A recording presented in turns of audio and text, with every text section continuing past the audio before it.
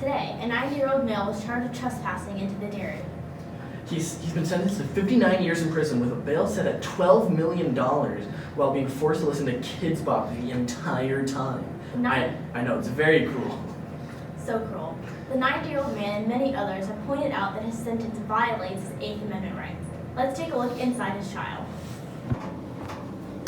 Your Honor, this man Winkle has committed the most heinous crime. He trespassed into the dairy at midnight and, well, he's stolen a gallon of milk. What would make you do such a thing? Your Honor, I wanted milk. This was the only place I could find. You shouldn't have trespassed into the dairy. Your Honor, there is no proof that he did such a crime. What do you mean there's no conclusive proof? There were security cameras everywhere. We know what he did. We know that he stole the milk from the dairy. I sentence you to 59 years in federal prison with the bail set at $12 million, and every day you have to listen to Kids Bop.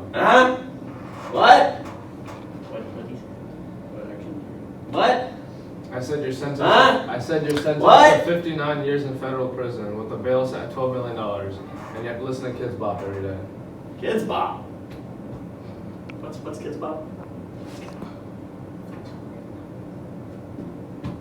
No, Your Honor, you can't do that. That's too cruel. That violates the Eighth Amendment.